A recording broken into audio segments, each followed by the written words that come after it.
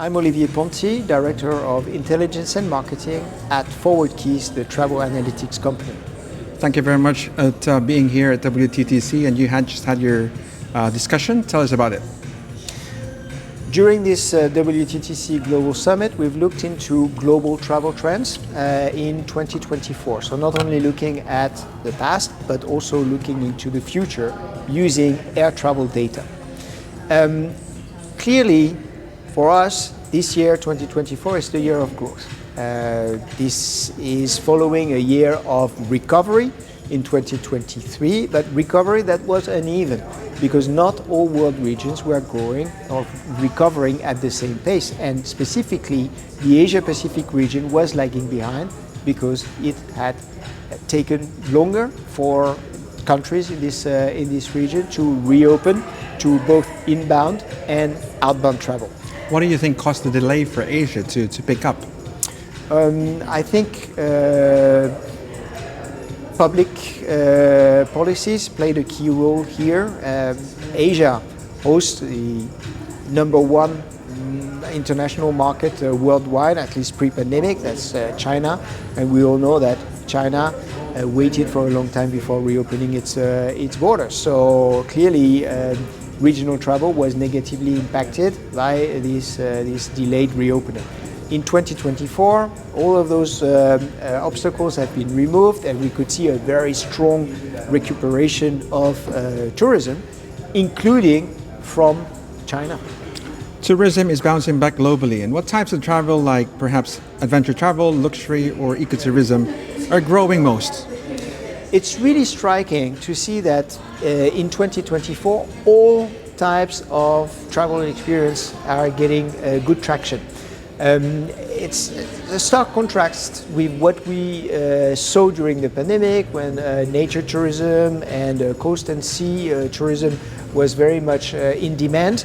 At the moment, we can see strong demand for urban tourism, nature tourism, business tourism, basically the whole spectrum of the travel and tourism ecosystem. That's great news because it means that more and more travel businesses are going to benefit from enhanced travel demand.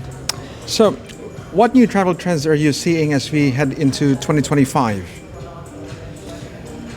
The reactivation of the Chinese market clearly is one of the key elements to take into account for 2025. We expect the Chinese market to be fully back on track at the very beginning of 2025. So that's something that travel businesses should factor in. In the meantime, we've seen India strongly picking up and massively investing in enhanced air connectivity with the placement of huge orders for new aircraft, and this will turn the country as a magnet for tourists because it's going to be much easier to get there and probably much cheaper, but also as a key engine for tourism in the whole region because there's a lot of would-be Indian travelers that will be benefiting from this enhanced connectivity. So I think those two key markets are definitely markets to keep an eye on. In the meantime, other countries are showing great interest. I'm thinking of South Korea, for example, which has also switched as a source market from recovery to growth and is going to fuel travel to many countries in the region and beyond. Olivier, which places are we seeing the biggest travel demand right now? Is it leisure trips or premier travel becoming more popular? Tell me about it's a combination of different profiles fueling travel demand. We're having a lot of leisure travel demand that's still paving the way to overall growth. At the same time, we're seeing a lot of demand from these high end of the market, what we call premium travelers, people traveling at the front of the plane, whether they're traveling first, business. It's these profile of visitors that will spend more money also when being at the destination. So I think that's a key trend to take into account. Are we looking at Europe? Are we looking at South America? We are actually here in Western Australia.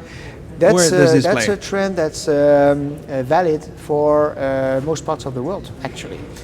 There is strong demand from the high end of the market, and that's a great piece of news for destinations that will see people spending more during their stay. So is it safe to say that people are making most of their lost time in travel? I think many people have already have recuperated a lot of lost time, if there is such a thing. I think tourism is back on track. Tourism is a sector that is growing at a faster pace than the overall economy. It's been like that for decades, and I think we are back to this situation after this interval that was the pandemic. I guess my last question is, you're here at Western Australia. How important is this for the industry? The fact that Perth is hosting this WTTC summit is a strong message sent to the travel and tourism industry.